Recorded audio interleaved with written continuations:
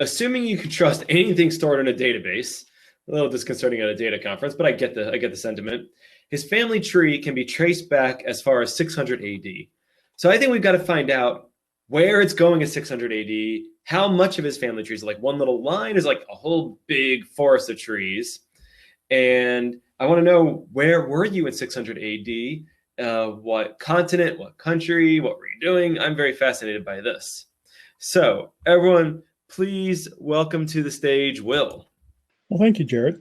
If anyone has read Robert Heinlein novels at any point, my family has always felt to me like the Howard Family Foundation, but in a good, non-suicidal sort of way.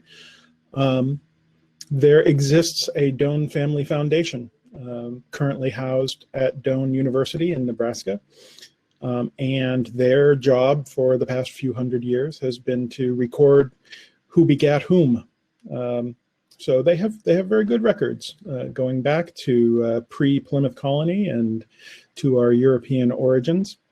My name is Will Doane. I am a research staff member at the Science and Technology Policy Institute, which normally I say most people have never heard of, but in DC, you may well have heard of us. We are located in downtown Washington, D.C., opposite corner from the Eisenhower Executive Office Building. We are a federally funded research and development center. I'll say a little bit more about what that means in a moment. We were established by the United States Congress back in the 1990s and are currently managed by the Institute for Defense Analyses, IDA. Previously, we were managed by RAND up until around the turn of the century. Our task, our charter is to support the White House Office of Science and Technology Policy and the President's Council of Advisors on Science and Technology, or PCAST as it's known. We also take research requests sponsored by other US federal executive branch agencies, or offices or institutions, whatever the designation might happen to be. But critically, we are not government employees, which puts us in a bit of a bind. It gives us many of the same constraints that BLS has and other agencies have with adopting tools, but the challenge that our email address isn't .gov. So where there are solutions where a .gov email address would get you out of trouble, we're not privy to those. We are a .org. Federally funded research and development centers, if you're not familiar with them, are a category in US code. They are intended to provide long-term support for research and development that is in some way beyond what normal contracting might get you. Most people know several FFRDCs, but may not be aware that that's what the organizations are. You've probably heard of the Jet Propulsion Laboratory, Los Alamos National Labs. Those are both FFRDCs as well. In our case, we're supporting the White House. In their cases, NASA and Department of Energy. Critically, we get access to both sensitive and proprietary data. So we straddle government and private sector. We have access. We have security clearances from DoD. We're granted access to government information that's for official government use only, or classified. But we also get access to corporate data where that would be useful to our analyses, information that government agencies might not normally have access to. There are a number of answers on tasks that often demand quick turnaround, sometimes on the order of hours. But many of our tasks run as long as a year or 2 years as well. We're working on topics where the answer probably isn't known. If it were known, we would not be the people to come to. We're working on cutting edge issues where the landscape is still uncertain. And we're helping agencies to understand what that landscape and what the potential for science and technology investment might be. Because we are working closely with the federal government, that imposes on us some constraints on the tools that we can use in line with what was being described previously. The national security and the data privacy concerns all come into play for us, even though we're not .gov. And because of the kinds of rapid turnarounds that we're often asked to do, we need to be able to set up and tear down our data analysis infrastructure fairly quickly sometimes. We're often sandboxed. The systems we're working on might even be air-gapped, meaning there are no network connections available to those machines, period. And so it's whatever we can do on the box that we have or on the isolated network that we have. So imagine a situation where you've been issued a new computer, you're not the administrative user on that computer, you have no network access, and you're left trying to figure out how to establish your data analysis environment and how to collaborate with other people who are working on the analysis with you. That's the situation we're in, often on a daily basis.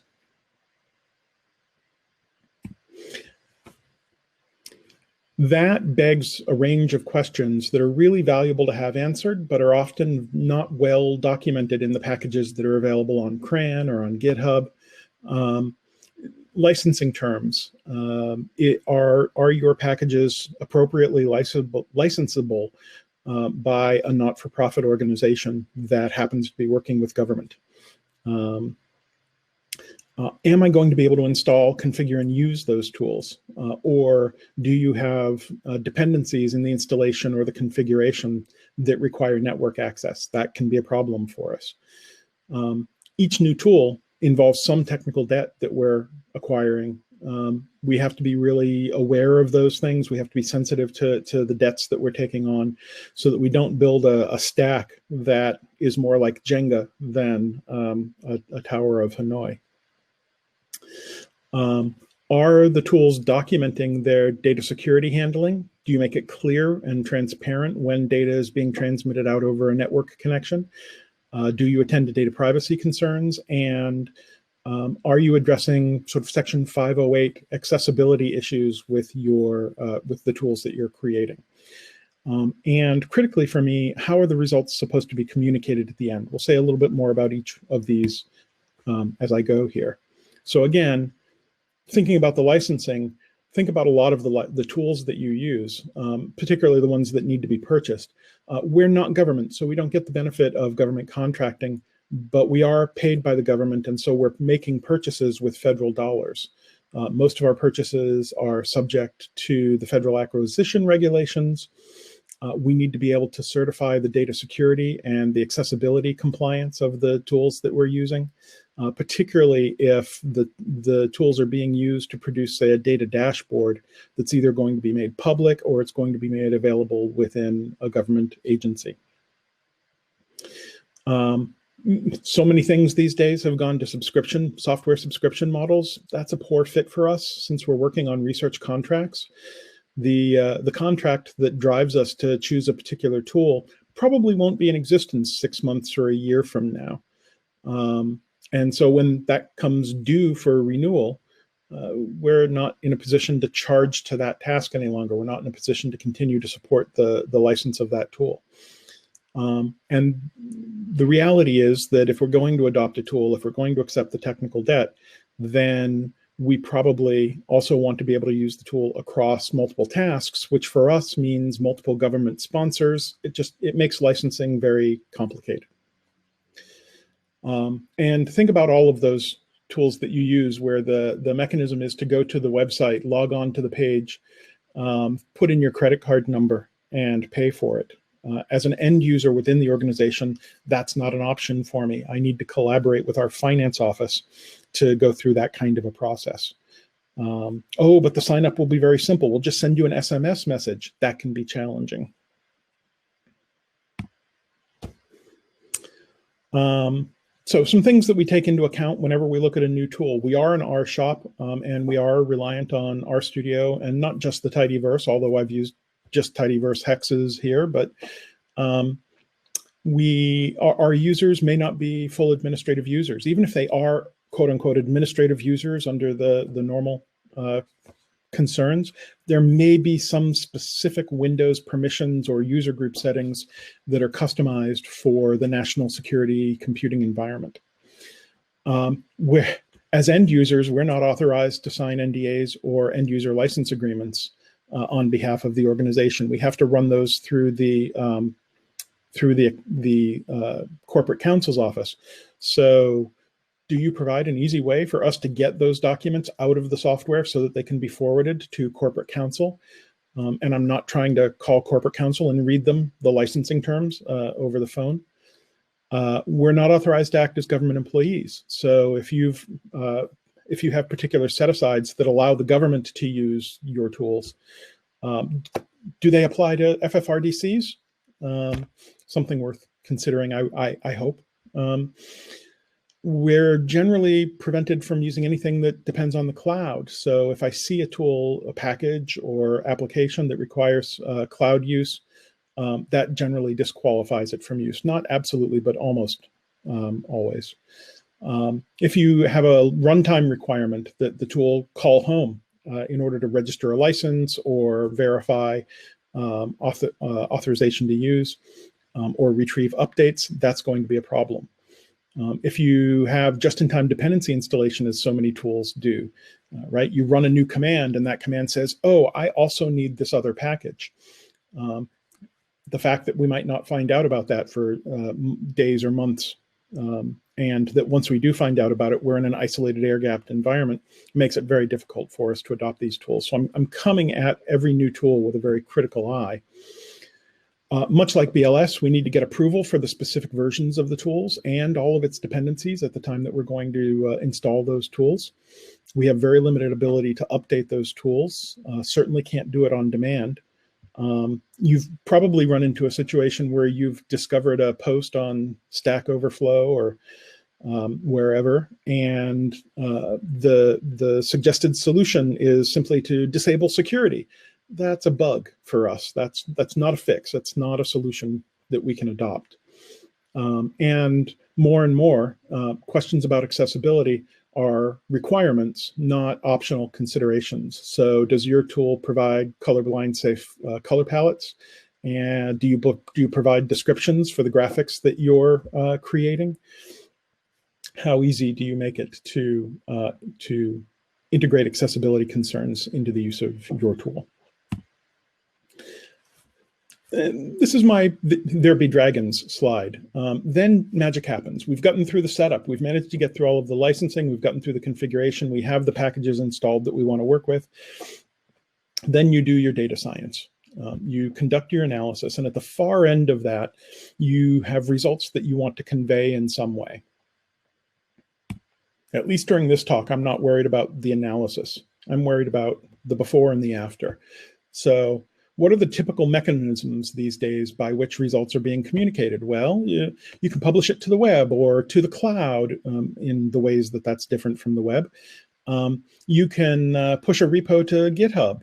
Maybe you can generate HTML and JavaScript files that you can email to someone or upload to a server, or you can produce an executable file, or maybe a zip file that can be shared. Except none of these are workable solutions in my environment at an FFRDC.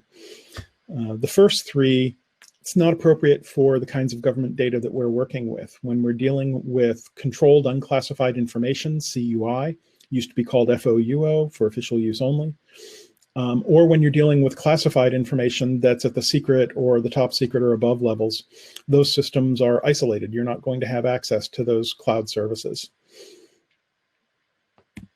And HTML files, executable files, compressed files are all too likely attack vectors. And so delivery to sponsors is usually blocked for those things. I can't, unless I put it on a physical media and sneaker net it over to a sponsor's office, I don't usually have the ability to bring those kinds of things into their environment. And even if I can bring them into their environment, they may not have the ability to plug in a USB stick. USB ports may be turned off. They may not have the ability to launch an executable that hasn't been verified by security, and so on and so on. Right. And so what are the typical delivery formats? Well, I hate to say it, but Microsoft Word, Excel, PowerPoint, with no macros and no VBA active in them, are typical. PNGs for static images, and PDF files, again, with no macros involved. Or we can stand up on-premises devices, or services. So we can't use GitHub, but I can license the enterprise version of Bitbucket and stand up a Bitbucket server within our firewall.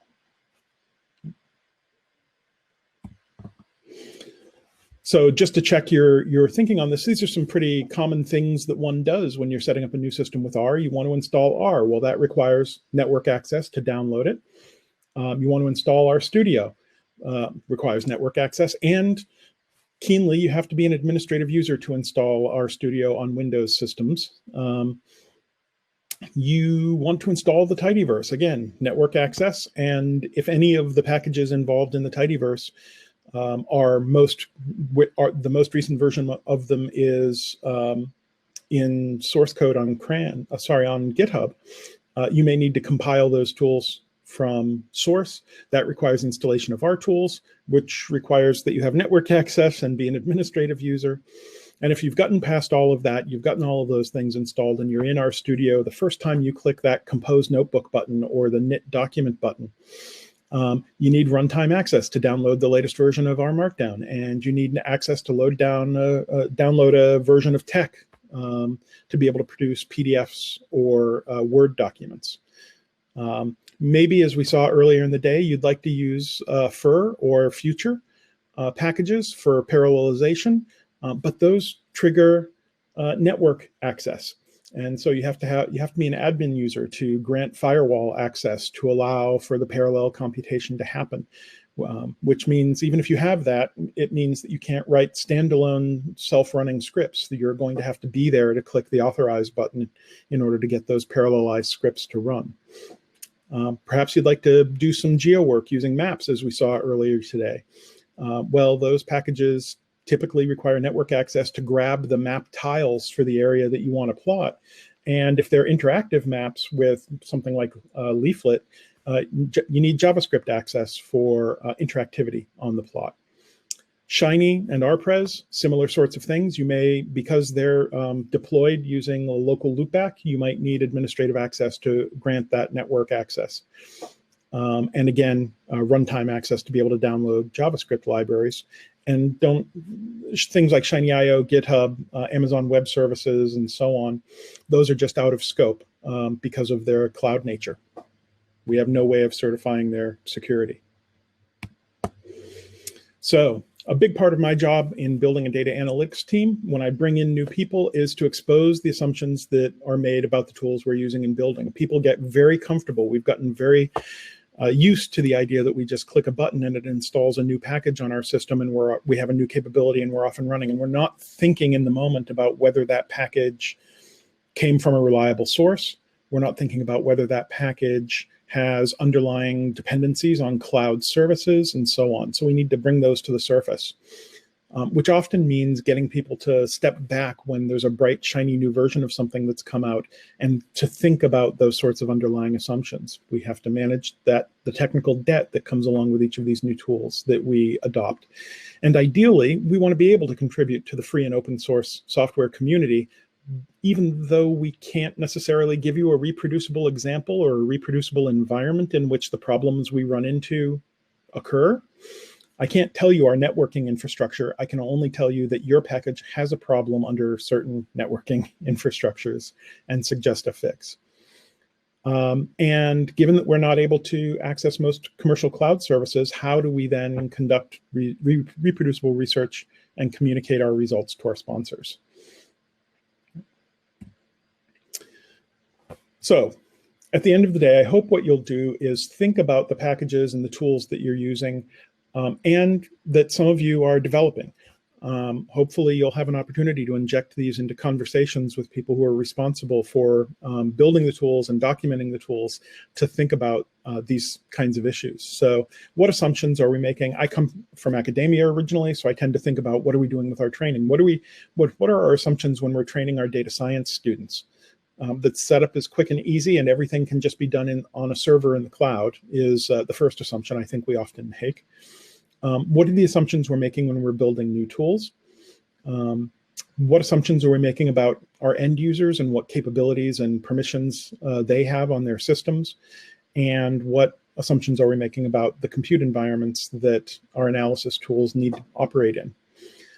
Ideally, we would be intentional and explicit about the dependencies that we have and choose between those things that are absolutely necessary for what we're doing and those things that are just nice to have features and somehow factor those out. We will be explicit about the security implications of the tools that we're developing and explicit about the accessibility issues that come along with the tools that we're using. I provide a few resources for anyone who's interested in reading up on either FFRDCs. The complete text of the law that establishes the authority for FFRDCs is provided there. Information on the National Archives and Records Administration and the Presidential Records Act, which are the kinds of things that prevent, for example, acceptance of zip files by certain administrations, by certain offices. And then a run of accessibility-related websites and articles dating back a few years about the kinds of features in software and in programming languages. It's worth noting here, the third item, RStudio has done a phenomenal job the last year and a half in bringing accessibility features into RStudio. If you are not familiar with those accessibility features, I highly recommend that you take a look at them. Paying attention to accessibility tends to expose a lot of interesting insight about the communication and visualization and rendering of data in other non-visual formats that, that can make all of our data products better, I believe. Great. Jared? Yes, thank you so much for showing us all the hurdles and obstacles you have to go through. I really wanted to pack it in both you and Wendy in there to show the challenges of software and team building in the federal space. I know different agencies have different ways of getting around this. So thank you for showing us all that. First update on Twitter.